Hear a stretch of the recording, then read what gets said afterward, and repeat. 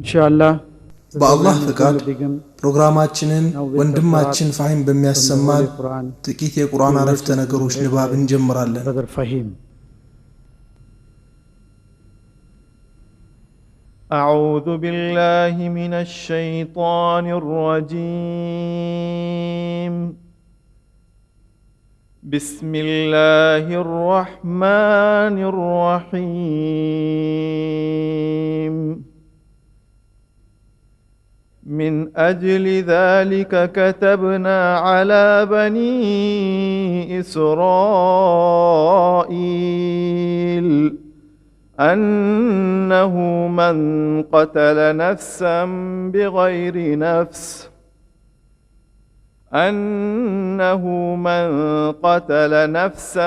بغير نفس أو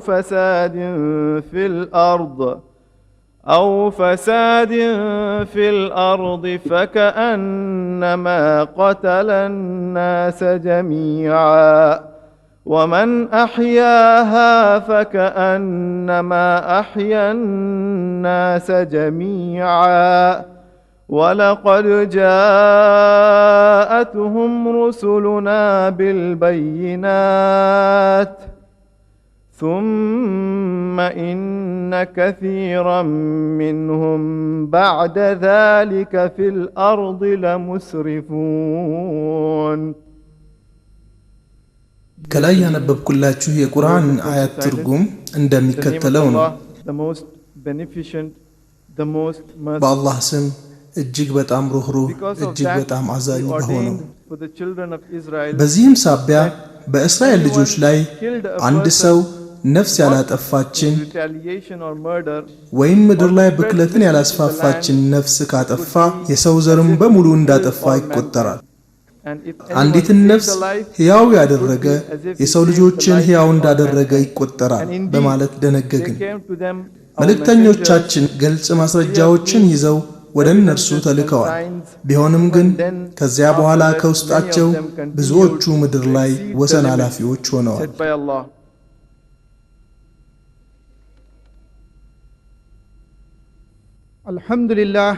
አልሐምዱሊላህ ረቢል ዓለሚን والصلاة والسلام على رسول الله وعلى آله وأصحابه أجمعين أما بعد أعوذ بالله من الشيطان الرجيم بسم الله الرحمن الرحيم رب اشرح لي صدري ويسر لي أمري واحلل عقدة من لساني يفقهوا قولي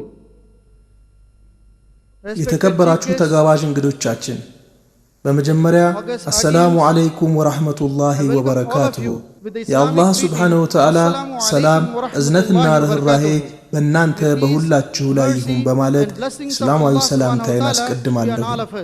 በዚህ የጋራ መተሳሰቢያና የአብሮነታችን መገለጫ በሆነው በዛሬው ቀን ስብሰባችን ላይ የተገኛችሁ እንግዶቻችን በሙሉ በኢስላሚክ ኢንፎርሜሽን ሴንተር ስም እንኳን ደህና መጣችሁ ስል ታላቅ ደስታ ይሰማኛል። የሃይማኖትና የጎሳ ልዩነቶች ሳይገድቡን በቸናይ ከተማ የምንኖር ህዝቦች ስንጠብቀውና ስንናፍቀው የነበረው መድረክ ነው። የአላህ ፍቃድ ከሆነ በዚህ መድረክ ላይ በመሐከላችን አንድ የሚያደርጉን ወይም የሚያመሳስሉን ነገሮች አውቀን የጋራ መተሳሰብ የምናዳብርበት እንደሚሆን ተስፋ አደርጋለሁ። የዕለቱን ዋና እንግዳችን የሆኑትን ዶክተር ዛኪር ናይክን፣ ተጋባዥ እንግዶቻችንን እንዲሁም የፕሮግራሙን አዘጋጆች፣ የዝግጅቱ የጀርባ አጥንት የሆናችሁ በጎ ፈቃደኞችን ክቡራትና ክቡራን በሙሉ እንኳን ደህና መጣችሁ እያልኩኝ ኃያሉ ፈጣሪያችን ወደ ቀጥተኛው መንገድ እንዲመራን ከስብሰባችን የምንጠቀም እንዲያደርገን ለምናለሁኝ። አሚን። አልሐምዱሊላሂ ረቢል ዓለሚን።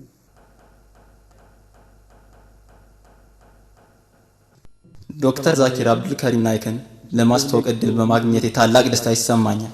ዶክተር ዛኪር አብዱልከሪም ናይክ የኢስላሚክ ሪሰርች ፋውንዴሽን ፕሬዝዳንት ናቸው። በዓለም አቀፍ ደረጃ በኢስላምና በሌሎች ሃይማኖቶች ንጽጽራዊ ጥናት ላይ በሚያቀርቧቸው ትምህርቶች የላቀ እውቅና አላቸው። የኢስላሚክ ሪሰርች ፋውንዴሽን ኢስላምን በማስተዋወቅ ግልጽ በማድረግና ስለ ኢስላም የሚነገሩትን የተሳሳቱ ግንዛቤዎችን በማስተካከል በኩል በሚያደርገው ጥረት ዶክተር ዛኪር የጀርባ አጥንት ናቸው። ምንም እንኳን በሙያቸው የሕክምና ዶክተር ቢሆኑም በአሁኑ ሰዓት በዓለም አቀፍ ደረጃ ስለ ኢስላም ያለውን እውነታ በሚሊዮኖች ለሚቆጠሩ ሰዎች በማድረስ ስራ ላይ ተሰማርተዋል። ዶክተር ዛኪር በ36 ዓመት አፍላ ዕድሜያቸው ኢስላማዊ አስተምህሮቶችንና ስለ ኢስላም ያለውን የተሳሳተ ግንዛቤ ቁርአንና ሐዲስን፣ ምክንያታዊነትንና ሎጂክን እንዲሁም ሳይንስን ጨምሮ በሚያሳምን መልኩ በመግለጽ ያስተምራሉ። ከቁርአንና ከሌሎች የእምነት መጻሕፍት ላይ ሰፋ አድርገው ያጣቅሳሉ። ዶክተር ዛኪር ለህዝብ በሚያቀርቡት የተለያዩ ዝግጅቶች ወቅት በሚሰጡት ዝርዝር መግለጫዎችና ትምህርቶች እንዲሁም ግልጽ በሆኑ የጥያቄና መልስ ወቅቶች ኢስላምን በጥርጣሬ ከሚመለከቱና ከሌሎች ታዳሚዎች ለሚነሱ ፈታኝ ለሆኑ ጥያቄዎች ወዲያውኑ በሚሰጡት አሳማኝ መልስ በእጅጉ ይታወቃሉ። ላለፉት 6 ዓመታት በተለያዩ የዓለማችን ክፍሎችና እዚህም ህንድ ውስጥ በመዘዋወር ከ600 ባላነሱ መድረኮች ላይ በተለያዩ ርዕሰ ጉዳዮች ላይ ያተኮሩ ትምህርቶችን ለህዝብ አቅርበዋል። አብዛኛዎቹም ትምህርቶች በቪዲዮና በኦዲዮ ካሴቶች ታትመው ይገኛሉ። ዶክተር ዛኪር ናይክ ከ100 ሀገሮች በላይ በሚሰራጩ የተለያዩ የቴሌቪዥንና የሳተላይት ቻናሎች ላይ ዘወትር ይቀርባሉ። እንዲሁም ከተለያዩ የሬዲዮና የቴሌቪዥን ጣቢያዎች ጋር አዘውትረው ቃለ ምልልስ ያደርጋሉ። በተጨማሪም በኢስላምና በሌሎች ሃይማኖቶች ንጽጽራዊ እይታ ዙሪያ የተለያዩ መጻሕፍትንም ጽፈዋል። अल्हम्दुलिल्लाह वस्सलातु वस्सलाम अला रसूलिल्लाह व अला आलिहि वसहबिहि अजमईन अम्मा बाद अऊज़ु बिल्लाहि मिनश शैतानिर रजीम बिस्मिल्लाहिर रहमानिर रहीम वकुल जाल हक व ज़ाकिल बातिल इन्नल बातिल कान ज़हूका रब्बि इश्रह ली सदरी व यस्सिर ली अमरी वहलुल उक़दतम मिन लिसानी यफ़क़हू क़ौली। የተከበራችሁ እንግዶች ዶክተር ሪቻርድ ሄንዝ፣ ዶክተር አህመድ ሲና፣ ሚስተር ክሪሽና ቼንቼሮዲያን፣ የተከበራችሁ ታላላቆቼ ወንድሞቼና እህቶቼ እንዲሁም ሌሎች ተጋባዥ እንግዶች በሙሉ አሰላሙ አለይኩም ወራህመቱላሂ ወበረካቱሁ። የአላህ ሱብሓነሁ ወተዓላ ሰላም እዝነትና ርህራሄ በእናንተ በሁላችሁም ላይ ይሁን በማለት የእስላማዊ ሰላምታዬን እያስቀደምኩኝ እንኳን ደህና መጣችሁ እላለሁ።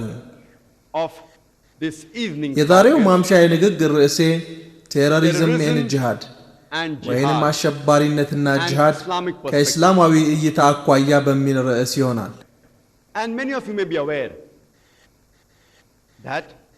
ብዙዎቻችሁ እንደምታውቁት ከዓለም ሕዝብ ውስጥ 20 በመቶ ወይንም 1/5 የሚሆነው የእስልምና እምነት ተከታይ ነው። አለመታደል ሆኖ ግን ኢስላም የተዛባ አመለካከት ከተሰጣቸው ከሌሎች ሃይማኖቶች ሁሉ በግንባር ቀደምትነት የሚፈረጅ ነው። እንዲሁም ደግሞ በአሁኑ ወቅት በዓለም ላይ በፍጥነት እያደገና እየተስፋፋ በመሄድ ላይ የሚገኝ ሃይማኖት ነው። በተለይ ደግሞ እንደ አውሮፓውያን አቆጣጠር መስከረም 11 2001 ዓመተ ምህረት በኒውዮርክ በሚገኙት መንትያ ህንፃዎች ላይ ከደረሰው አደጋ በኋላ ስለ እስላም ያለው የተዛባ አመለካከት እየጨመረ መጥቷል። ታዲያ ቁጥር 1 የተዛባ አመለካከት ከተሰጣቸው ጉዳዮች በተለይ አንዱና ዋነኛው ደግሞ አሸባሪነትና እስላም ያላቸው ግንኙነት ነው። አንድ ሰው በማንኛውም ወቅት ስለ እስላም ሲሰማ በመጀመሪያ ወደ አእምሮ የሚመጣው አክራሪነትና አሸባሪነት ናቸው።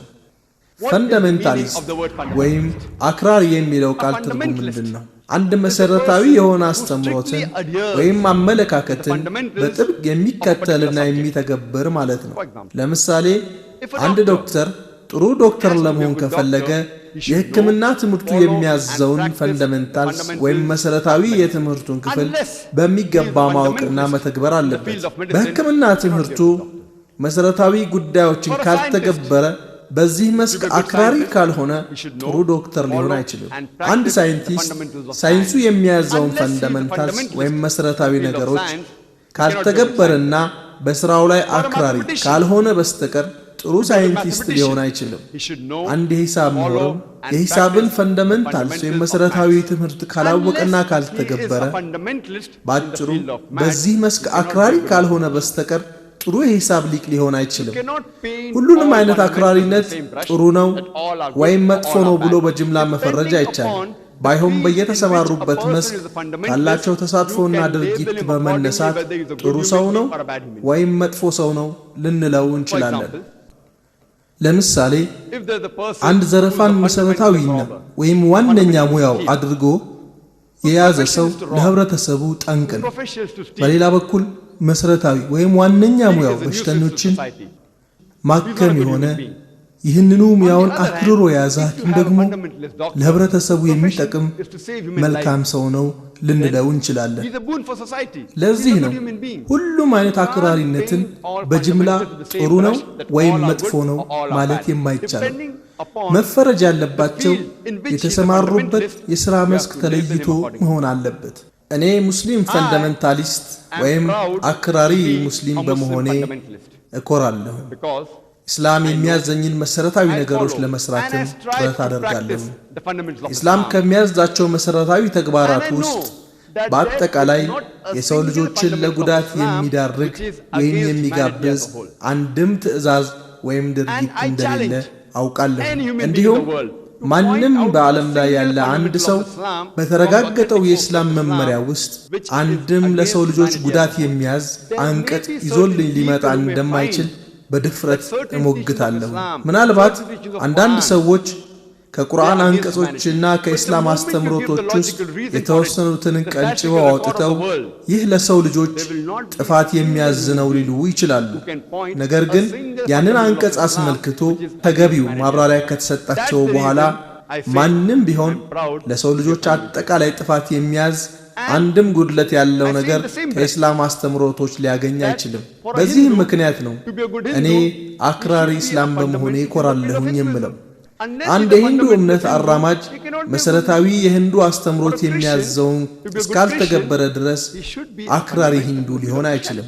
እንዲሁም አንድ ክርስቲያን ክርስትና የሚያዘውን መሰረታዊ አስተምሮት በመተግበር አክራሪ ክርስቲያን እስካልሆነ ድረስ ጥሩ ክርስቲያን ሊሆን አይችልም። የዌብስተርን መዝገበ ቃላት ብታነቡት ፈንዳሜንታሊስት ወይም አክራሪ የሚለው ቃል በሃያኛው ምዕተ ዓመት መጀመሪያ ላይ የተወሰኑ የፕሮቴስታንት እምነት ተከታይ የሆኑ አሜሪካውያን መጽሐፍ ቅዱስን አስመልክቶ በያዙት አክራሪ አቋም እነሱን ለመግለጽ ሲባል ጥቅም ላይ እንዲውል የተቀመረ ቃል እንደሆነ ትገነዘባላችሁ። በአሜሪካን ፕሮቴስታንት አማኞች ዘንድ በመጽሐፍ ቅዱስ ውስጥ ያለው መልእክት በሙሉ ከፈጣሪ እንደሆነ ይታመናል።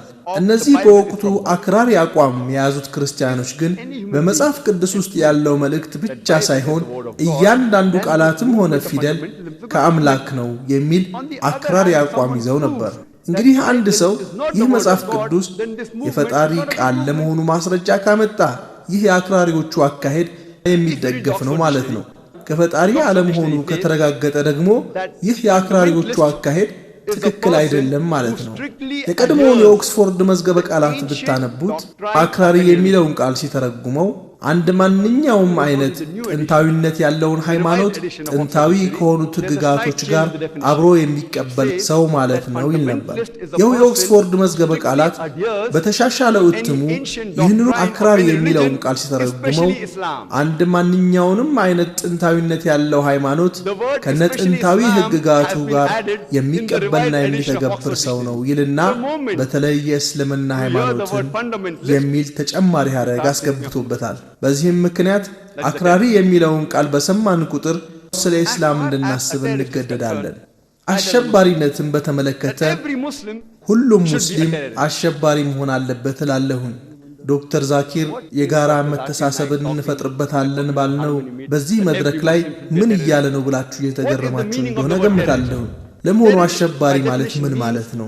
አሸባሪ ማለት ሽብር የሚነዛ ማለት ነው። አንድ ሌባ አንድ ፖሊስ በሚያይ ጊዜ ይሸበራል። ስለዚህ ለሌባው ፖሊሱ አሸባሪው ነው ማለት ነው።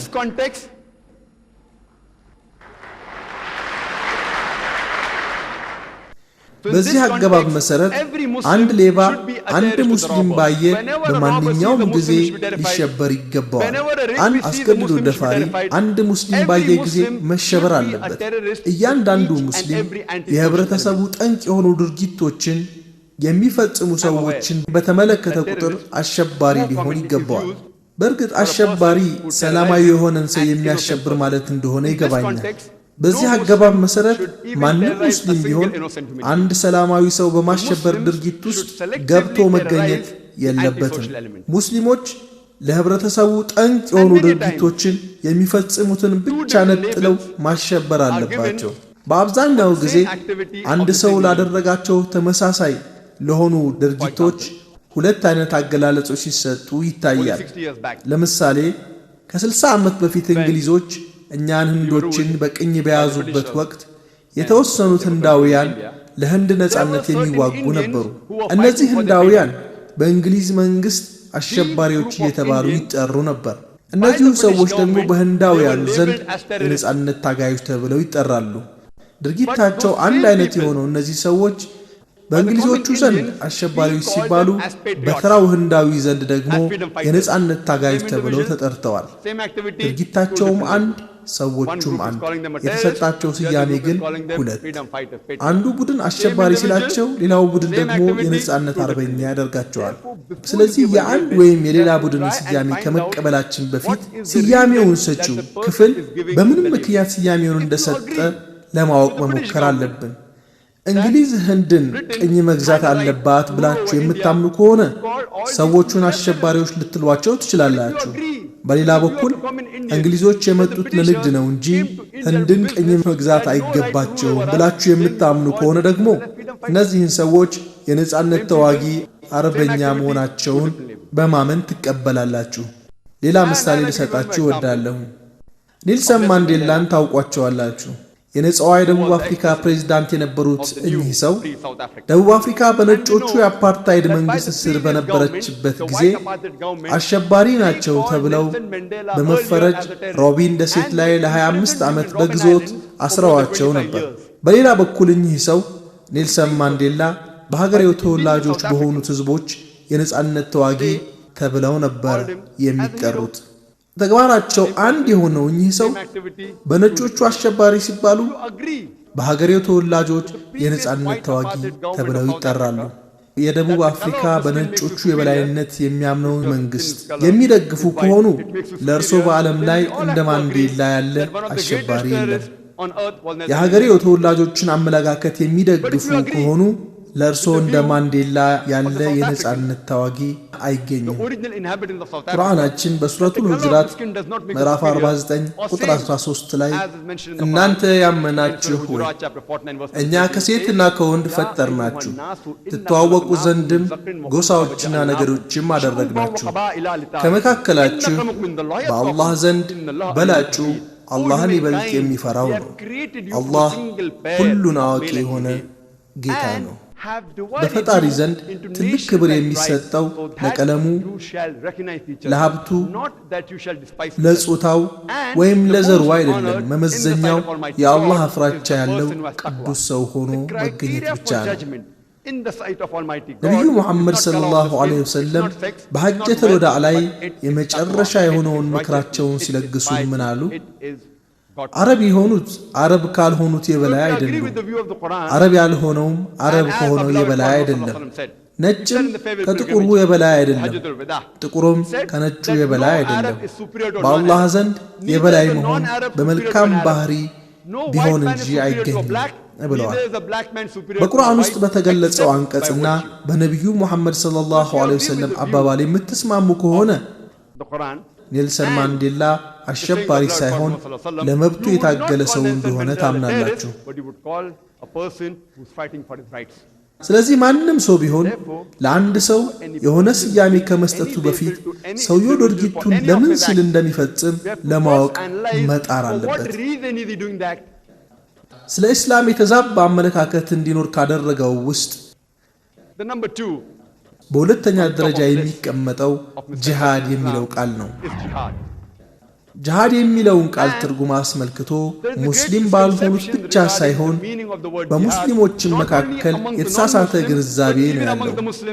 ሙስሊሞች ለማንኛውም ጉዳይ ለግልም፣ ለፖለቲካ፣ ለቋንቋቸው፣ ለድንበር፣ ለብሔር ብቻ ለምንም ጉዳይ ይሁን የሚያደርጉት ጦርነት የጂሃድ ጦርነት ተደርጎ ይወሰዳል። ይህ ታዲያ የሚያሳየው ሙስሊሞች ባልሆኑት ብቻም ሳይሆን ሙስሊም የሆኑትም ቢሆኑ ጂሃድን አስመልክቶ በጣም የተሳሳተ ግንዛቤ እንዳላቸው ነው። ጂሃድ የሚለው ቃል ጀሃደ ከሚለው የአረብኛ ስረ ቃል የተወሰደ ነው። የቃሉ ጥሬ ትርጉምም ጥረት ማድረግ ወይም መታገል ማለት ነው። እስላማዊ የሆነው የቃሉ ትንታኔ ደግሞ አንድን ወደ ጥፋት ያዘነበለ የገዛ ስሜትን ከፍተኛ ጥረት በማድረግ መዋጋት ማለት ነው። ህብረተሰብን ለማሻሻል ጥረት ማድረግ ወይም መታገል፣ በጦር ሜዳ ራስን ለመከላከል መዋጋት ጂሃድ ውስጥ ይካተታል። የጭቆና አገዛዝና ጨቋኞችን ለማስወገድ የሚደረግ ትግልም ጂሃድ ይባላል። በዚህ ቃል ትርጉም መሰረት አንድ ፈተና ለማለፍ ጥናት የሚያደርግ ተማሪም ቢሆን ጂሃድ አደረገ ይባላል። በርትቶ አጥንቶ ፈተናውን ለማለፍ ያደረገው ጥረት ነውና በአረብኛው ቋንቋ ጂሃድ አደረገ ይባላል። አንድ ተቀጣሪ ቀጣሪውን ለማስደሰት ወይንም ጠንክሮ በመስራት ቀጣሪውን ፍላጎት ለማርካት ወይም ለማሟላት የሚያደርገው ጥረት ስራው ጥሩም ይሁን መጥፎ ጂሃድ ይባላል ወይንም ጂሃድ አደረገ እንለዋለን። አንድ የፖለቲካ ሰው ድምፅ አግኝቶ ስልጣን ለመያዝ የሚያደርገው ጥረት የስልጣን ዓላማው ጥሩም ይሁን መጥፎ የሚያደርገው ጥረት ጂሃድ ይባላል። ሌላው ደግሞ ጂሃድ የሚያደርጉት ሙስሊሞች ብቻ ናቸው የሚል ሌላ የተዛባ አመለካከት በሁሉም ዘንድ አለ። ይህ ፍጹም የሆነ የተሳሳተ አመለካከት ነው። ምክንያቱም የተከበረው ቅዱስ ቁርአናችን ሙስሊም ያልሆኑ ሰዎችም ጂሃድ እንደሚያደርጉ ይነግረናል። ይኸውም የቁርአን አንቀጽ በሱረቱል ሉቅማን ምዕራፍ 31 ቁጥር 14 ላይ ሰውንም በወላጆቹ በጎ እንዲያደርግ በጥብቅ አዘዝነው፣ እናቱ ከድካም በላይ በሆነ ድካም አረገዘችው ይላል። በዚሁ ምዕራፍ ቁጥር 15 ላይ ለእናንተ በእርሱ ዕውቀት የሌላችሁን ነገር በእኔ እንድታጋሩ ቢታገሉህም አትታዘዛቸው ይላል። እንግዲህ በዚህ አንቀጽ ወላጆችህ አንተ ከአላህ ውጪ ለአምላክነቱ ምንም ማስረጃ የሌለህን አምላክ አድርገህ እንድትገዛው ለማድረግ ጥረት ወይንም ጂሃድ ቢያደርጉ አትታዘዛቸው ይላል። ይህም የሚያሳየው ሙስሊም ያልሆኑ ሰዎችም ጂሃድ እንደሚያደርጉ ወይንም ጥረት እንደሚያደርጉ ነው። በሱረቱ አንከቡት ምዕራፍ 29 ቁጥር 8 ላይ እንዲህ ይላል፣ ሰውም በወላጆቹ መልካም አድራጎትን አዘዝነው፣ ለእናንተም በእርሱ ዕውቀት የሌላችሁን ጣዖት በእኔ እንድታጋሩ ቢታገሉህም አትታዘዛቸው፣ መመለሻችሁ ወደ እኔ ነው ይላል። ለወላጆቻችን በጎ መዋል የታዘዝን ሲሆን ለአምላክነቱ ምንም ማስረጃ የሌለውን ከአላህ ጋር አሻርከን እንድንገዛው ጂሃድ ቢያደርጉብን መታዘዝ እንደሌለብን ነው። በሱረቱ ኒሳ ምዕራፍ 4 ቁጥር 76 ላይ እነዚያ ያመኑት ሰዎች በአላህ መንገድ ይጋደላሉ፣ እነዚያ የካዱትም በጣዖት መንገድ ይጋደላሉ። የሰይጣንንም ጭፍሮች ተጋደሉ፣ የሰይጣን ተንኮል ደካማ ነውና ይላል። እንግዲህ ጂሃድ ማለት የአረብኛ ቋንቋ ቃል ሆኖ ትርጉሙ ጥረት ማድረግ ወይም መታገል ማለት ነው። በዚህ የቃሉ አገባብ መሰረት አማኞች በአላህ መንገድ ላይ የሚያደርጉት ትግል ጂሃድ ፊ ሰቢልላህ ይባላል።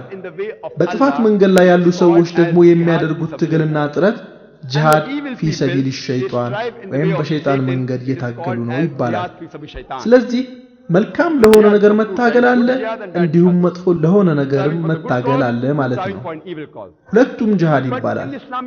ስለዚህ ከእስላማዊ እይታ አኳያ ድርጊቱ በተናጠል ካልተጠቀሰ በስተቀር የሚደረጉ መልካም ጥረቶች ወይም ትግሎች በአጠቃላይ ጂሃድ ፊ ሰቢልላህ ወይም በአላህ መንገድ ላይ የሚደረጉ ትግሎችና ጥረቶች ተብለው ሊጠሩ ይችላሉ።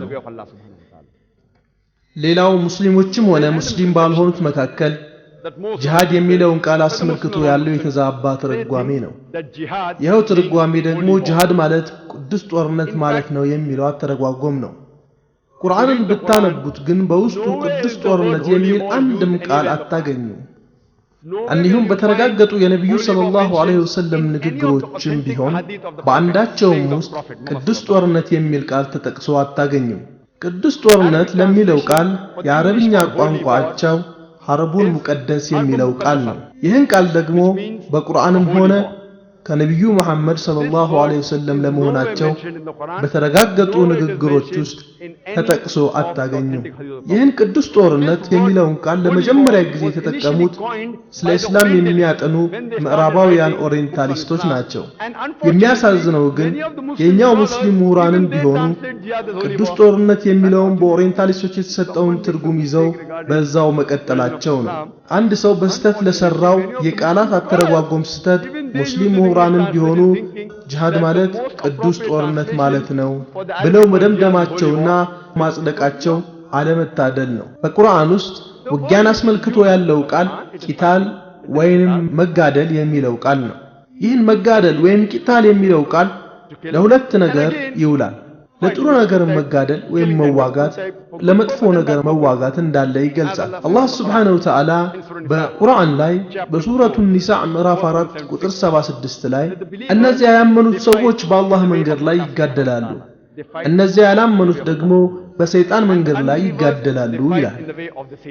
ያ ማለት ክፉና ኃጢያተኛ ሰዎች የሰይጣን ጓዶች መሆናቸውንና በሰይጣን መንገድ ላይ እንደሚጋደሉ ሲያመለክት፣ አማኞች ደግሞ በፈጣሪ መንገድ ላይ ለመልካም ነገር መጋደል እንዳለባቸው ያሳያል። ጂሃድ ማለት ቅዱስ ጦርነት ማለት አይደለም። መዋጋትን ወይም መጋደልን የሚያመለክት ቁርአን ያለ ቃል ቂታል ወይም መጋደል የሚለው ነው። መጋደል በአላህ መንገድ ላይ ወይም ቂታል ፊ ሰቢልላህ፣ መጋደል በሰይጣን መንገድ ላይ ወይም ቂታል ፊ ሰቢል ሸይጣን ነው ያለው። ይህ ጂሃድ የሚለው ቃል በቁርአን ውስጥና በተረጋገጡ የነብዩ መሐመድ ሰለላሁ ዐለይሂ ወሰለም ንግግሮች ላይ በብዙ ቦታ ተጠቅሶ እናገኘዋለን። በተከበረው ቅዱስ ቁርአናችን ላይ በሱረቱል ሐጅ ምዕራፍ 22 ቁጥር 78 ላይ በአላህ ሃይማኖት ተገቢውን ትግል ታገሉ ይላል። በአላህ መንገድ ላይ ከልባችሁና ስርዓት ይዛችሁ በጽናት ታገሉ ይላል፣ ወይንም ጂሃድ አድርጉ ይላል።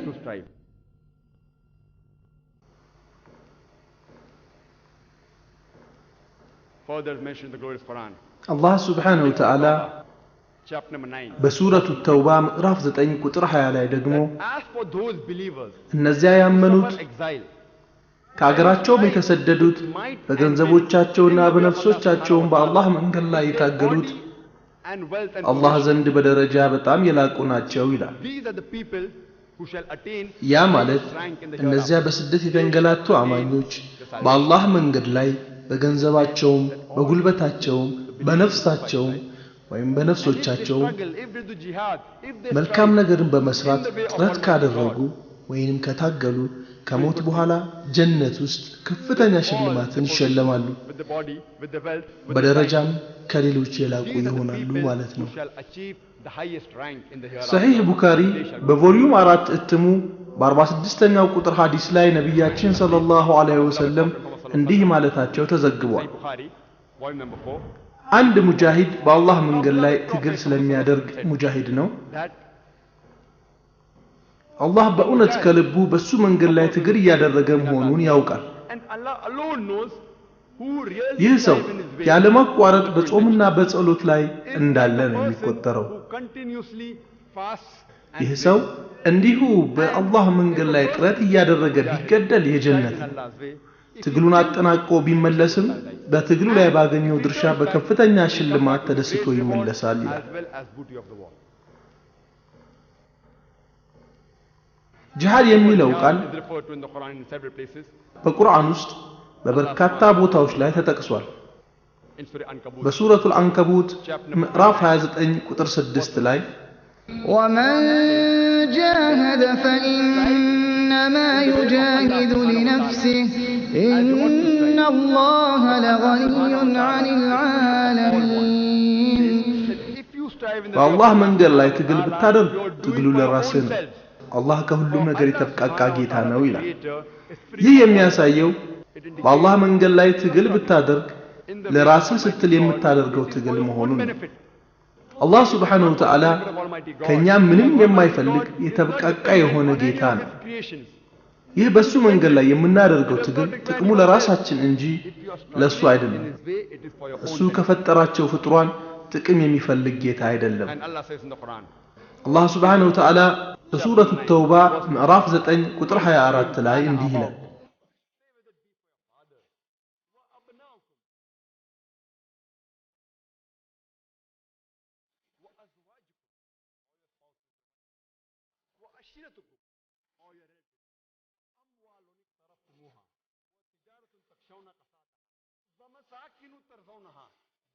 you have amassed, the business in which you deal, the house in which you live. What are they your fathers, your brothers, your spouses, your relatives, the wealth you have amassed, the business in which you deal, the house in which you live? What are your considerations? አባቶቻችሁና ወንዶች ልጆቻችሁ ወንድሞቻችሁ ሚስቶቻችሁም ዘመዶቻችሁም የሰበሰባችኋቸው ሀብቶችም መክሰሯን የምትፈሯት ንግድም የምትወዷቸው መኖሪያዎችም እናንተ ዘንድ ከአላህና ከመልእክተኛው በርሱ መንገድ ላይ ከመታገል ይበልጥ የተወደዱ እንደሆኑ አላህ ትእዛዙን እስከሚያመጣ ድረስ ተጠባበቁ በላቸው። አላህ አመፀኞች ህዝቦችን አይመራም። በድጋሚ ጂሃድ የሚለው ቃል ተጠቅሷል። እነዚህ ነገሮች ሁሉ እነዚህ ከላይ የተገለጹት ነገሮችን በሙሉ ከአላህና ከመልእክተኛው የበለጠ የምትወዷቸው ከሆነና በአላህ መንገድ ላይ መታገልን ከተዋችሁ የአላህ ውሳኔ እስከሚመጣችሁ እሱ የሚልከው ጥፋት እስከሚያገኛችሁ ድረስ ተጠባበቁ። አላህ ፋሲቅ ወይም አመፀኛ የሆኑ ህዝቦችን ወደ ትክክለኛው መንገድ አይመራም ይለናል። እንዲሁም በበርካታ የተረጋገጡ የነብዩ ሰለላሁ ዐለይሂ ወሰለም ሐዲሶች ውስጥ ስለ ጂሃድ የተናገሯቸው በርካታ ንግግሮች ይገኛሉ። የተረጋገጠ በሆነው በአራተኛው የቡኻሪ መጽሐፍ በቁጥር 2784 በተዘገበው ሐዲስ ውስጥ እናታችን አይሻ ነብዩን ሰለላሁ ዐለይሂ ወሰለም እኛ ጂሃድ ማድረግ የለብንም እንዴ ሲሉ ጥያቄ አቀረቡ። ነብዩም ሰለላሁ ዐለይሂ ወሰለም ለእናንተ ጂሃድ ምርጥ የሆነ የሐጅ ሥርዓትን መከወን ይበቃችኋል አሏቸው። በሌላ አጋጣሚ የተረጋገጠ ዘገባ ያበያዘው የቡኻሪ መጽሐፍ በቁጥር 5792ኛው ላይ በተዘገበው ሐዲስ አንድ ሰው ነብዩን ሰለላሁ ዐለይሂ ወሰለም እነዚህን መጥፎ ሰዎች ለመዋጋት ጂሃድ ላድርግ ወይ ብሎ ጠየቃቸው። ነብዩም ሰለላሁ ዐለይሂ ወሰለም ለመሆኑ ወላጆች አሉ ሲሉ ጠየቁት። አዎ አላቸው። ላንተ የሚበልጠው ጂሃድ ወላጆችህን ማገልገል ነው አሉት። በሌላ አጋጣሚ በሱነን ኒሳ መጽሐፍ በቁጥር 4209 ላይ በተዘገበው የተረጋገጠ የነብዩ ሰለላሁ ዐለይሂ ወሰለም ሐዲስ አንድ ሰው በላጭ የሆነው የጂሃድ አይነት የትኛው ነው ሲል ነብዩን ጠየቃቸው። ከሁሉ የሚበልጠው ጂሃድ አሉት ነብዩ ሰለላሁ ዐለይሂ ወሰለም በግፈኛ መሪ ፊት ቆሞ ሐቅ የሆነ ነገር መናገር ነው አሉት።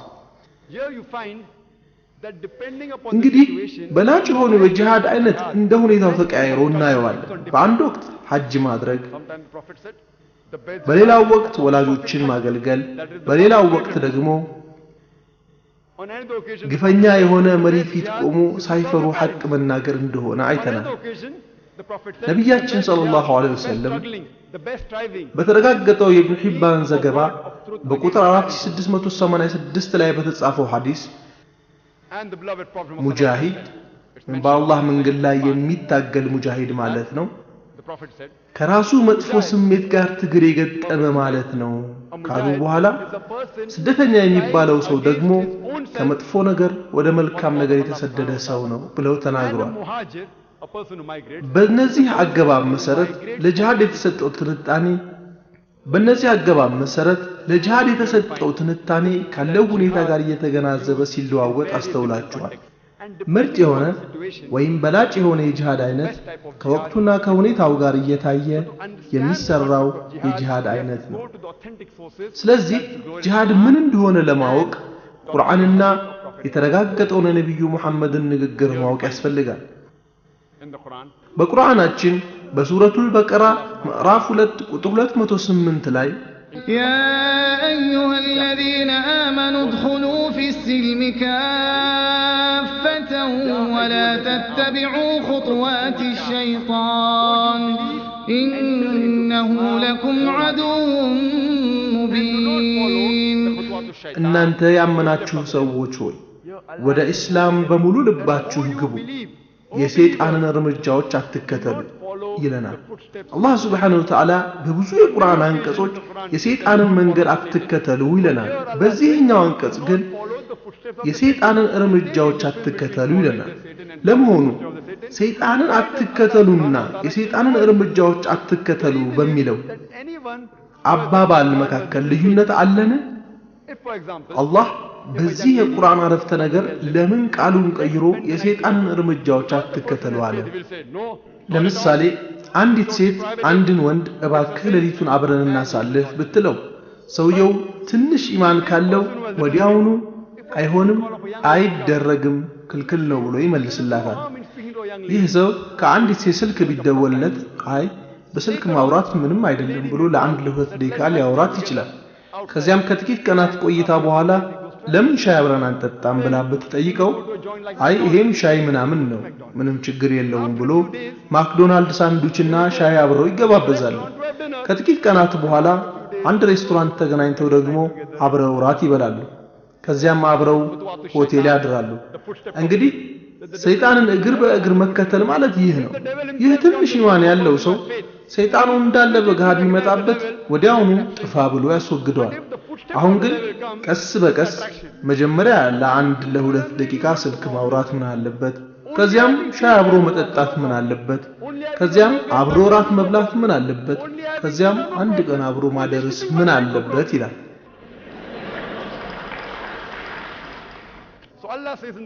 እንግዲህ ሰይጣንን እግር በእግር መከተል ማለት ይህ ነው።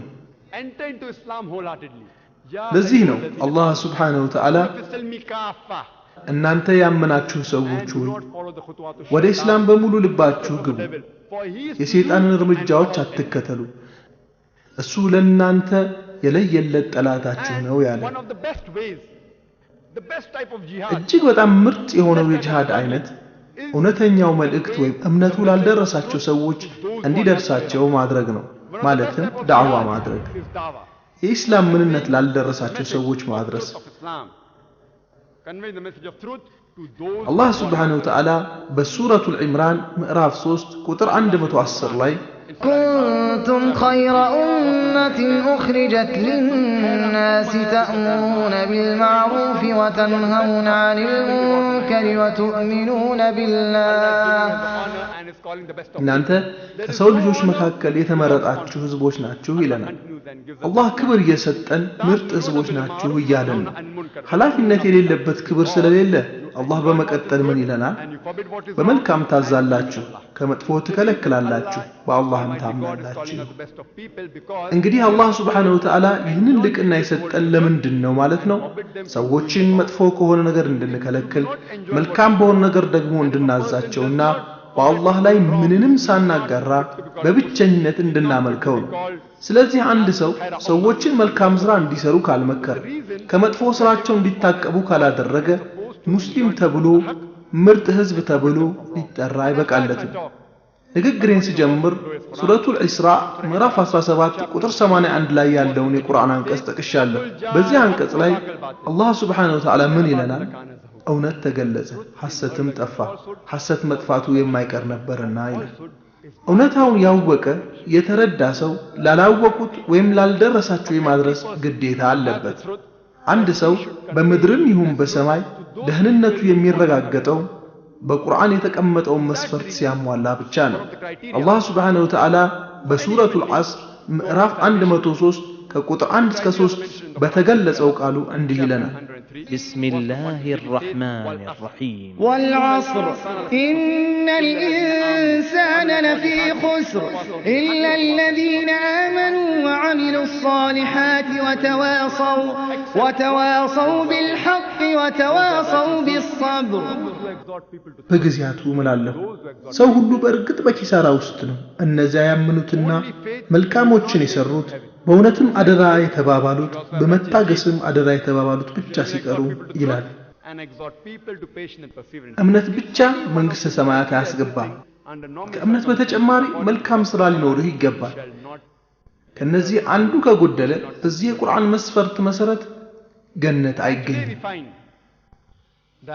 በዛሬ ጊዜ በአካባቢያችን የሚገኙ ዓለም አቀፍ መገናኛ ብዙሃን ተመልከቱ የቴሌቪዥን ይሁን የሬዲዮ የጋዜጣ ሁሉም በእስላም ላይ ጦርነት ከፍተው ታገኛላችሁ በኢንተርኔት እንኳን ሳይቀር መጥፎ ፕሮፓጋንዳዎች እየተሰራጩ ነው የተከበሩ እንግዳችን የአሜሪካዊውን ዶክተር ሪቻርድን አመለካከት የሚጋራበት አንድ ነጥብ አለ ይኸው የአሜሪካን ህዝብ እንደ ህዝብ የእስላም ጠላት አይደለም እኔ ራሴ ለበርካታ ጊዜያት አሜሪካን ተመላልሻለሁ ህዝቡ በአጠቃላይ እንደ ህዝብ ጸረ እስላም አቋም አለው ብዬ አልልም እንዲሁም የኛ ሂንዱዎች በአጠቃላይ እንደ ህዝብ ጸረ እስላም አቋም የላቸውም እኛ በርካታ ሂንዱ ወዳጆች አሉ የተወሰኑ ለግል ጥቅማቸው የቆሙ ሂንዱዎች አሉ ጸረ እስላም አቋማቸውን ተጠቅመው የግል ጥቅማቸውን የሚያራምዱ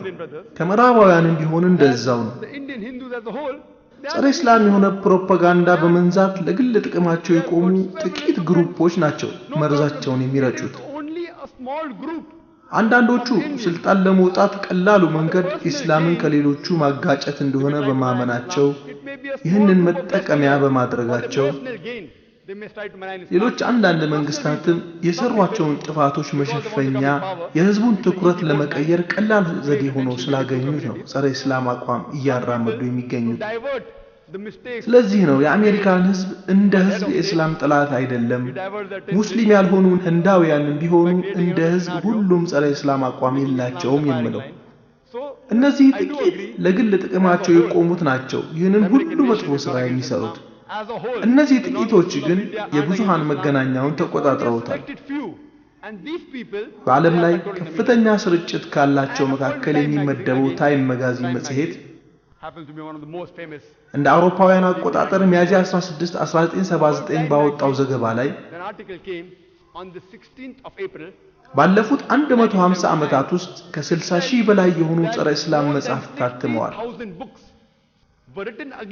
ይህንን ስናሰላው በየቀኑ ከአንድ በላይ ቁጥር ያለው ጸረ እስላም የሆነ መጽሐፍ ይታተማል ማለት ነው ይህ እንግዲህ እንደ አሜሪካው ዝነኛ ታይም መጋዚን ዘገባ መሰረት ነው እኔ አሁን ላለንበት ስር የሰደደ ችግር በዋነኝነት የብዙሃን መገናኛና የፖለቲካ ሰዎችን ተጠያቂ የማደርገው በዚህ አነጋገሬ ስሜቱን ወይም መብቱን የነካሁት ካለ አዝናለሁ ግን ይሄ የኔ የግል አመለካከቴና የማምንበት ነው እዚህ ብዙ ጋዜጠኞች እንዳላችሁ አውቃለሁ እኔ በእኔ አመለካከት በርካታ እውነተኛ የሆኑ ጋዜጠኞችና የሚዲያ ሰዎች አሉ ግን ከ50 በመቶ በላይ የሆኑት የሚበዙት ግን ጥሩዎች አይደሉም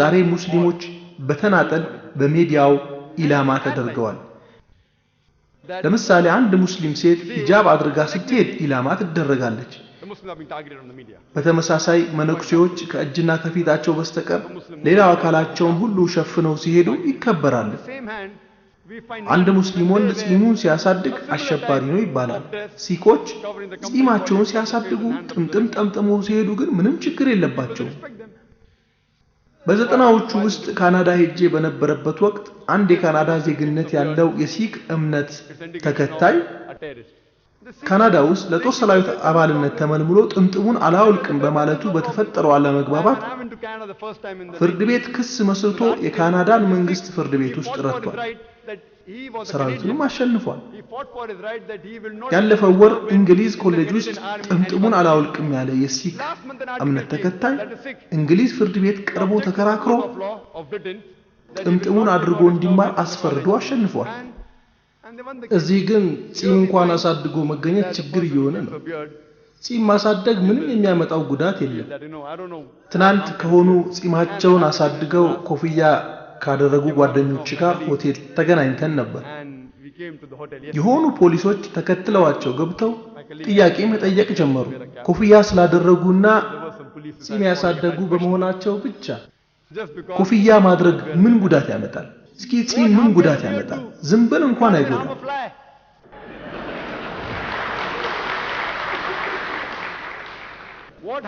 አንድ ሰው የሚያጠራጥር ነገር ተሸክሞ ሲሄድ ቢገኝ ወይም ደግሞ የጦር መሳሪያ ይዟል ተብሎ ከተገመተ ሊጠየቅና ሊጠረጠር ይችላል። ግን ጺም በማሳደግና ኮፍያ በማድረግ ብቻ መሆኑ ግን አግባብ አይደለም። ጺም ዝንብ እንኳን አይጎዳም። በተለያዩ ሃይማኖቶች ያሉ ተከታዮቻቸው በሙሉ እንኳን ባይሆኑ አብዛኞቹ በሃይማኖቱ ማዕረግ ከፍ ያሉት ጺማቸውን ያሳድጋሉ። የኢስላም ነብይ የሆነው ክርስቶስ ክርስቲያኖች አምላክ ነው ብሎ የሚያምኑት ክርስቶስ ጺም ነበር። ጺም ምንም ጉዳት የሚያመጣ ነገር አይደለም። ነገር ግን ይህ ሙስሊሞችን ብቻ የመነጠሉ ነገር ሚዲያዎች ሆን ብለው የሰሩትን የጥፋት ቁልል የሚያሳይ ነው። በዚህ ምክንያት ነው ዛሬ ሙስሊሞች ላይ የተዛባ አመለካከት እንዲያዝ ያደረገው። እኔ በዚህ በኩል ሙስሊሞችን ቢሆኑ በከፊል ከተጠያቂዎቹ ናቸው እላለሁ። ምክንያቱም እውነተኛው መልእክት ወይም ዳዕዋ እንዲደርሳቸው አላደረግንም። ስራችንን እየሰራን ግዴታችንን እየተወጣን አይደለም። በቁርአን ውስጥ ያሉ አንዳንድ አረፍተ ነገሮችን ከአግባቡ ውጪ ቀንጭበው የሚጠቅሱ አሉ። ከዚህ ውስጥ ካፊርን ባገኛችሁበት ቦታ ሁሉ ግደሏቸው ይላል። ቁርአን ካፊሮችን ባገኛችኋቸው ቦታ ሁሉ ግደሏቸው ይላል እየተባለ ይነገራል። የታወቀውን ህንዳዊ ሀያሲ አሮን ሾሪንን ታውቁታላችሁ። የፈትዋ ዓለም በሚል መጽሐፉ ይህንን ጽፏል። በዚህ ውስጥ ከቁርአን ውስጥ ሱረቱ ተውባ ምዕራፍ 9 ቁጥር 5 ላይ ያለውን የቁርአን አያት ሲጠቅስ ካፊርን ወይም ሂንዱን ባገኛችሁበት ቦታ ግደሉት ይላል ብሎ ጠቅሷል። በየትኛውም ቦታ ጠብቁና ግደሉት ይላል። እስቲ አስተውሉ። እንግዲህ አንድ የሂንዱ እምነት ተከታይ ይህንን ጽሑፍ ሲያይ ቁርአን ሂንዱን ባገኛችሁበት ሁሉ ግደሉ ይላል ብሎ ወዲያውኑ የራሱን እርምጃ ይወስዳል። ጸረ እስላም አቋም ይይዛል። እንደዚህ አይነት ጥቂቶች ለድብቅ ዓላማቸው ሲሉ ምዕራባውያን ኦሪየንታሊስቶች ሲጠቀሙበት የነበረውን ይህንን በሱረቱ ተውባ ምዕራፍ 9 ቁጥር 5 ያለውን የቁርአን ጥቅስ ተጠቅመው የራሳቸውን አጀንዳ ያራምዳሉ። በቁርአን ላይ በቁጥር 5 ከተጠቀሰው አረፍተ ነገር በኋላ በቁጥር 6 ያለውን አረፍተ ነገር ዘሎ ቁጥር 7 ያለውን አረፍተ ነገር ደግሞ ይጠቅሳል። ማንም አዋቂ ሰው በቁጥር 6 ያለውን አረፍተ ነገር ለምን ዘለለው የሚል ጥያቄ ማንሳት አለበት። የዘለለበትና ወደ ቁጥር 7 ሄደው ለቁጥር 5 እና ለቁጥር 7 የቁርአን አረፍተ ነገሮች ቁልፉ ወይም መልሱ ያለው ቁጥር 6 ላይ ስለሆነ ነው። ሱረቱ ተውባ ላይ ያለውን የመጀመሪያዎቹ ጥቂት የቁርአን አረፍተ ነገሮች ብታነቡት በመካ ሙስሊሞችና በኢአማንያን መካከል ስለነበረው የሰላም ስምምነት ይጠቅሳል። ይህ የሰላም ስምምነት በመካ ኢአማንያን እንደተጣሰ ያሳያል። ስለዚህ አላህ Subhanahu Wa Ta'ala በቁጥር 5 የተጠቀሰው የቁርአን አያት ወይም አረፍተ ነገር ላይ ሲደርስ በጦር ሜዳ ላይ የትኛውም የመካ ኢአማንያን ወይም ካፊር ካገኛችሁ ግደሏቸው ይላል። ከጥቂት ዓመታት በፊት አሜሪካና ቪየትናም መካከል ጦርነት ነበር። በዚህ ጦርነት ወቅት የአሜሪካን ጦር አዛዥ የሆነ ሰው ወይንም የአሜሪካን ፕሬዝዳንት የሆነ ሰው ወታደሮች እንዳትፈሩ የቪየትናምን ተዋጊዎች ባገኛችሁበት ቦታ ሁሉ ግደሏቸው የሚል ትዕዛዝ ቢሰጥ የሰራዊቱን ወደ ለማነቃቃት ይጠቅማል። በአሁኑ ወቅት ግን አንድ ሰው ተነስቶ የአሜሪካው ፕሬዝዳንት ቪየትናማውያንን ባገኛችሁበት ቦታ ሁሉ ግደሏቸው ብለዋል ቢል ለፕሬዝዳንቱ አራጅ ወይም ጨፍጫፊ የሚል ስያሜ ያሰጠዋል። ምክንያቱም አሜሪካና ቪየትናም ጦርነት ላይ ስላይደሉና ትዕዛዙን ቦታው ስላልሆነ ነው። አንድ የጦር መሪ በጦርነት ውስጥ ያለውን ሰራዊቱን ወኔ ለመገንባት ጠላቶቻችሁን ግደሏቸው የሚል ማነቃቂያ ማድረግ ይችላል፣ ቦታው ነውና። ታዲያ ኃያሉ አምላካችን አላህ Subhanahu Wa Ta'ala ኢአማንያንን ሊገድሏቸው ቢመጡ ግደሏቸው ብሎ ማዘዙ ምን ስህተት አለ? በዚህ ምዕራፍ የሚቀጥለው አረፍተ ነገር የሆነው ቁጥር 6 ላይ ሰላም ከፈለጉ ልቀቋቸው ወይም ተዋቸው አይልም። ደህንነታቸው ወደሚጠበቅላቸው ቦታ ውሰዷቸው ወይም አድርሷቸው ይላል የአላህን ቃል ይሰሙ ዘንድ። ዛሬ አንድ የጦር መሪ የሆነ ሰው ጠላትህ በውጊያ ሜዳ ላይ ሰላም ከፈለገና እጁን ከሰጠ ግፋ ቢል ተወው ነው። ደህንነቱ ወደሚጠበቅለት ቦታ ወስዳችሁ አድርሱት የሚል የጦር መሪ አይገኝም። አላህ Subhanahu Wa Ta'ala ጠላትህ ሰላም ከፈለገ ደህንነቱ ወደሚጠበቅለት ቦታ አድርሱት ይላል። ቁርአን በአግባቡ ወይም በቦታው ካነበብከው የምታገኘው መልእክት ሳይዛባ ታገኘዋለህ። የትኛውንም የሃይማኖት መጽሐፍ ብታዩ እኔ ብዙዎቹን የሃይማኖት መጽሐፍቶች በማንበብ ንጽጽራዊ ጥናት አድርጌያለሁ። ራማያዳ፣ ማባራዳ፣ መጽሐፍ ቅዱስ፣ አዲስ ኪዳን፣ ብሉይ ኪዳን የመሳሰሉትን ሁሉ አንብቤያለሁ። ሁሉም መጽሐፍ በተወሰነ ቦታቸው ላይ በአንድ ወይም በሌላ መልኩ መግደልን ያዛሉ። ለዚህ ምሳሌዎች ልጠቅስላችሁ እችላለሁ። መጽሐፍ ቅዱስን ብታነቡ በኦሪት ዘጸአት ምዕራፍ 22 ከቁጥር 18 እስከ 20፣ በኦሪት ዘኍልቍ እንዲሁም በዚሁ በኦሪት ዘጸአት ምዕራፍ 32 በቁጥር 27 እና 28፣ እንዲሁም በኦሪት ዘኍልቍ ምዕራፍ 31 ከቁጥር 17 እስከ 18፣ እንዲሁም በአዲስ ኪዳን ውስጥ በሉቃስ ወንጌል ምዕራፍ 19 ቁጥር 17 ላይ መግደልን ያዛል። በአዲስ ኪዳን ክርስቶስ ጌቴሴማኒ አትክልት ቦታ ላይ የጸለየ እያለ የነበረውን ሁኔታ ታስታውሱ እንደሆነ አንድ የእርሱ አገልጋይ ሊይዙት ከመጡት ሰዎች ጋር ሰይፍ ይዞ ጆሮውን ገንጥሎታል። ክርስቶስ በሉቃስ ወንጌል ላይ በምዕራፍ 22 በቁጥር 36 ላይ በጥላቶቹ ከመያዙ በፊት ሰይፍ የሌለው ልብሱንም ቢሆን ሸጦ ሰይፍ ይግዛ ብሎ አዟል። ይህ ሁሉ የሚያሳየው መጋደልን ወይም መዋጋትን በመጽሐፍ ቅዱስ ውስጥም የተፈቀደ መሆኑን ነው። ከሂንዱዎች የእምነት መጽሐፍ አንዱ የሆነው ለምሳሌ ባግዋድ ጊታ አርጁን ከነዚህ ከዘመዶቼ ጋር እንዴት አድርጌ ይዋጋለሁ ብሎ አዝኖ በነበረበት ጊዜ ከጌታ ክሪሽና ትእዛዝ ይቀበለው የነበረው አርጁን ሎርድ ክሪሽና ምን ብሎ አዘዘው? ስለ እውነት ብለህ የምትዋጋ ከሆነ ከፊት ለፊትህ ያለው ማን እንደሆነ ማየት የለብህም፣ ዘመዶችህም ሆኑ ሌላ ብሎ እንዳዘዘው ተጽፏል። ይህም ትክክል ነው። ከደም ትስስር ይልቅ እውነትን መያዙ ይበልጣልና። ቁርአንም በሱረቱ ኒሳ ምዕራፍ 4 ቁጥር 135 ላይ እንደዚህ ይላል፣ እናንተ ያመናችሁ ሰዎች ሆይ ለፍትህ ጠንክራችሁ ቁሙ፣ ለአላህ ስትሉ ከነፍሶቻችሁ ቢሆን ከወላጆቻችሁ ከሀብታሙም ይሁን ከድሃው አላህ ሁሉንም ጠባቂ ነው ይላል። አብዛኛዎቹ የሃይማኖት መጻሕፍት በአንድ ወይም በሌላ መልኩ መዋጋትን ወይም መጋደልን እንደሚያዙ ያሳያል። ይህ ማለት በኦሪት ዘጸአት ላይ ያለውን ከአግባብ ውጪ ወይም በቁርአን ላይ የተጠቀሰውን ከአግባብ ውጪ ወይም በባግዋድ ጊታ ላይ ያለውን ጠቅሳችሁ ዘመዶቻችሁን ሁሉ ግደሉ ይላል ብላችሁ ብትነሱ ትእዛዙን ያለ ቦታው ተርጉማችሁ ተጠቀማችሁት ማለት ነው። እንግዲህ የጋራ መተሳሰብ ያለው ሰላማዊ የሆነ ህብረተሰብ ለመፍጠር አንዱ መልካም የሆነ ነገር ሁላችንም የሃይማኖት መጽሐፋችን የሚያዘንን መተግበር ነው። ማለትም ከሁሉም ሃይማኖቶች የተረጋገጡ የእምነት መጽሐፎቻቸው ማለት ነው።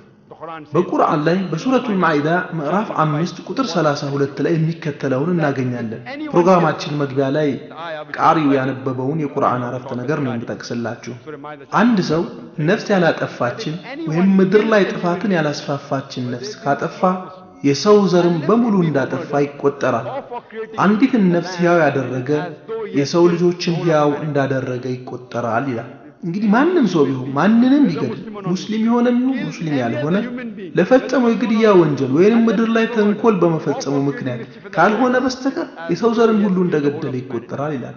እንዲሁም አንድ ሰው የሌላን ሰው ሕይወት ካዳነ ወይም ካተረፈ ልክ የሰው ልጆችን ሁሉ እንዳዳነ ይቆጠራል ይላል። እንግዲህ በአላህ መንገድ ላይ መጋደልን ወይም መዋጋትን አስመልክቶ ያየን እንደሆነ ደግሞ መዋጋት እንደ መጨረሻ አማራጭ ሆኖ የቀረበ እንደሆነና ለውጊያ የሚያስፈልገው መመሪያ በቁርአንና በሐዲስ ተጠቅሶ እናገኘዋለን። ያም አጥፊዎችን መዋጋት ብቸኛው አማራጭ ከሆነ ነው ውጊያ የሚፈቀደው።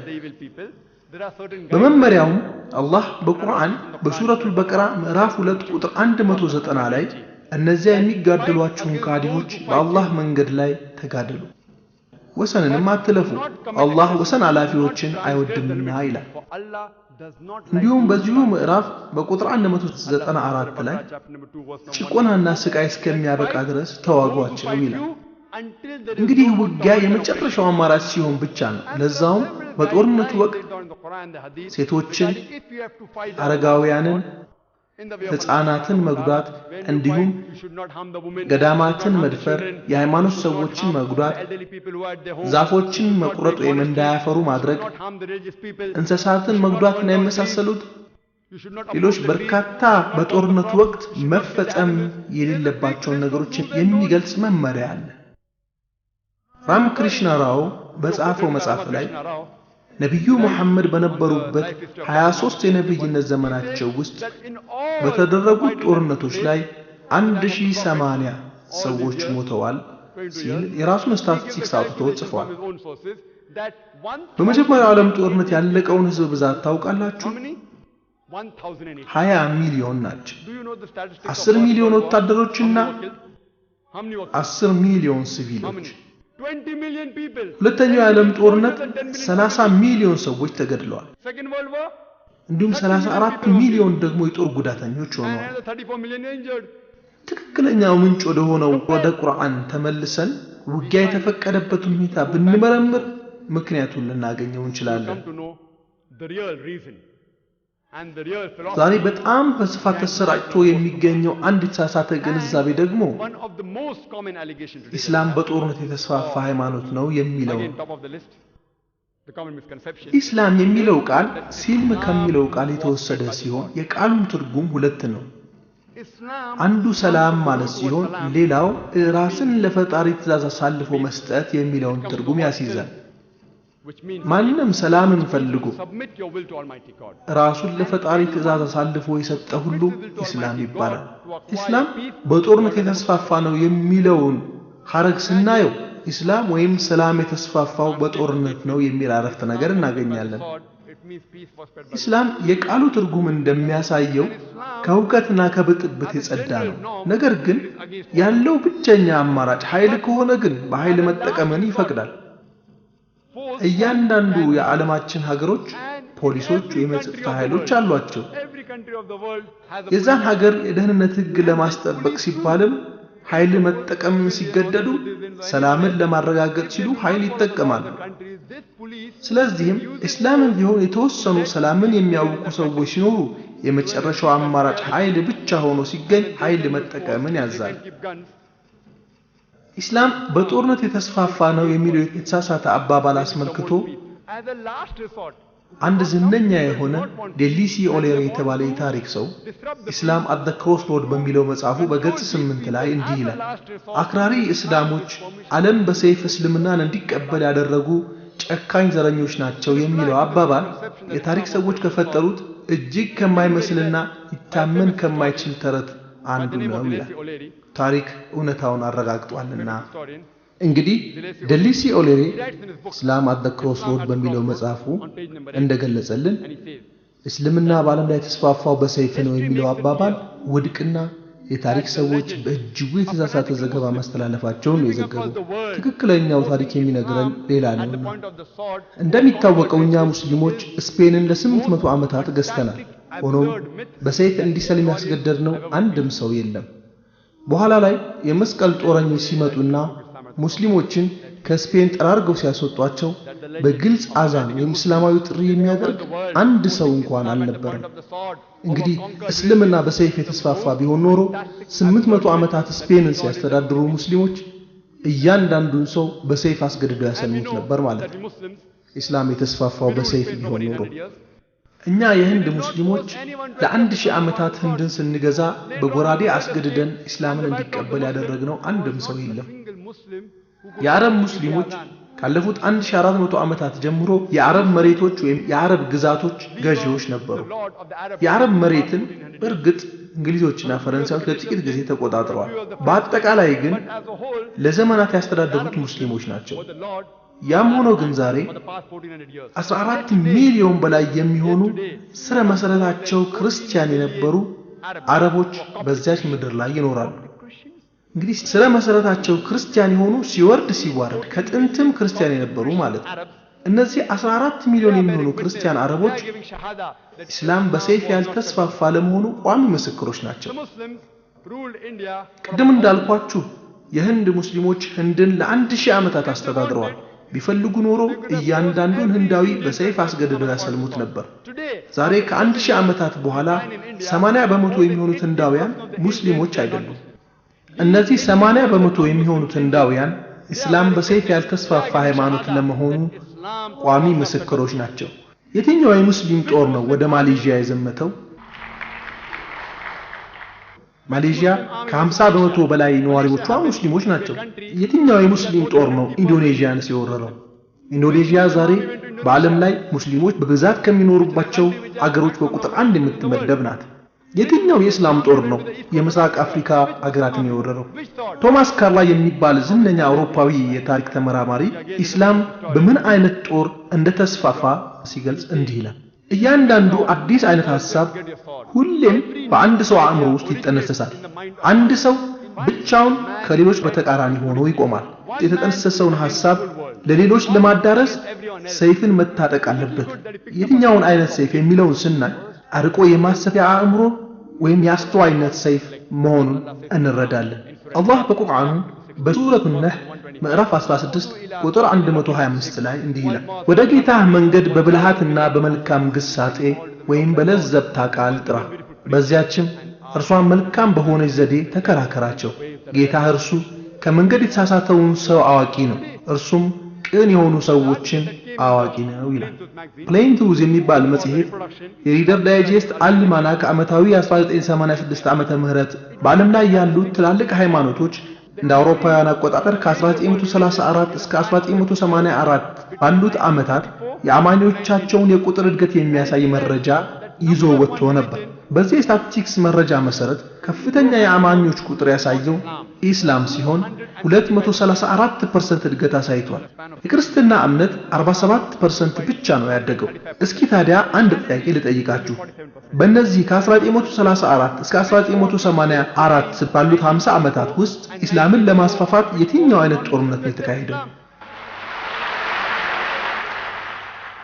ዛሬ በአሜሪካን ውስጥ በፍጥነት እያደገ ያለው ሃይማኖት ኢስላም ነው። የእንግሊዝም ቢሆን እንደዛው። አንድ ጥያቄ ልጠይቃችሁ።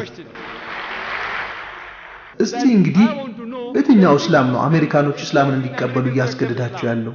አውሮፓውያን እስላምን እንዲቀበሉ እያስገደዳቸው ያለው የትኛው ሙስሊም ነው? በአሜሪካና በአውሮፓ ያለው ሐሳብን የመግለጽ ነጻነት ነው ይህንን እያደረገ ያለው። ጧት ላይ አንድ ርዕስ ላይ ንግግር አድርጌ ነበር። ርዕሱም ሴቶች በኢስላም ውስጥ ተጠብቀዋል ወይስ ተጨቁነዋል የሚል ነበር። እንደምታውቁት የብዙሃን መገናኛ ኢስላም ሴቶችን ይጨቁናል የሚል ዘገባና ሐሜት እንደሚያሰራጩ ታውቃላችሁ። ኢስላም የሚጨቁን ከሆነ ወደ ኢስላም አዲስ ከሚገቡት ውስጥ 2/3 የሚሆኑት እንዴት ሴቶች ሊሆኑ ቻሉ? ምክንያቱም ግልጽ ነው። ኢስላም ለሰው ልጆች ችግር መፍትሄ የያዘ ሃይማኖት ስለሆነ ነው። ኬር የሚባል አንድ የአሜሪካን ድርጅት ከመስከረም 11 አደጋ በኋላ ባሉት 2 ወራት ውስጥ ብቻ 20,000 አሜሪካውያን እስልምናን ተቀብለዋል ብሏል።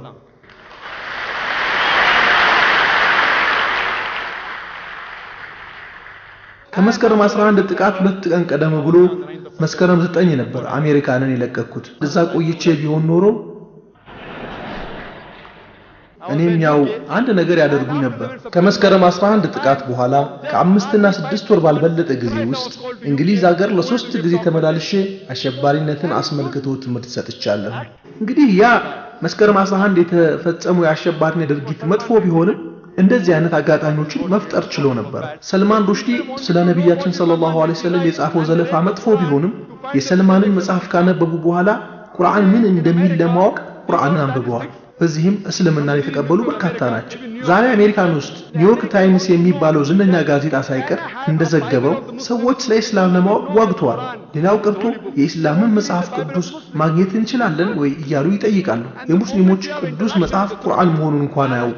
ተመልከቱ፣ ይህ ጥሩ ነገር ነው። ከእውነቱ የሚገናኙበት አጋጣሚ ተፈጠረ ማለት ነው። ንግግሬን ስጀምር የጠቀስኩት የቁርአን አንቀጽ ነበር። ከሱረቱል ኢስራ ምዕራፍ 17 ቁጥር 81 ላይ እውነት ተገለጸ፣ ሐሰትም ተወገደ፣ ሐሰት መጥፋቱ የማይቀር ነውና ይላል። እኛ ሰይፋችን አእምሮአችን፣ አስተሳሰባችን፣ የማስረዳት አቅማችን ነው። አላህ ሱብሓነሁ ወተዓላ በቁርአን ውስጥ ከ3 ያላነሱ ቦታዎች ላይ በሱረቱ ተውባ ምዕራፍ 9 ቁጥር 33፣ በሱረቱ ሰፍ ምዕራፍ 61 ቁጥር 9፣ በሱረቱ ፈትህ ምዕራፍ 48 ቁጥር 28 ላይ አጨራረሳቸው ቢለያይም እንዲህ ይላል።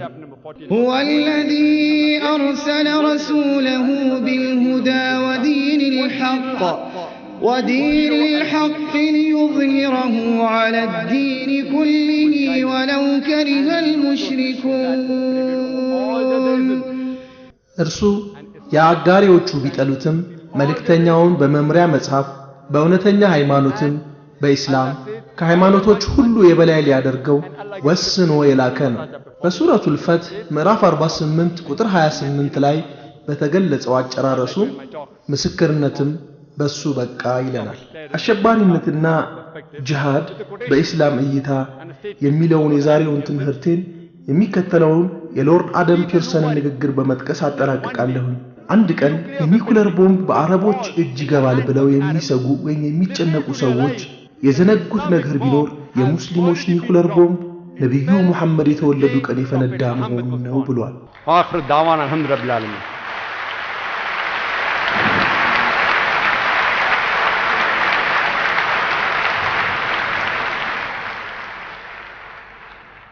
ዶክተር ዛኪር ናይክን እናመሰግናለን። ወንድም ሀያት ካህን ለዶክተር ዛኪር ናይክና ለተከበሩ እንግዶቻችን ያዘጋጁትን ስጦታ እንዲያበረክቱ ጋብዛለሁ።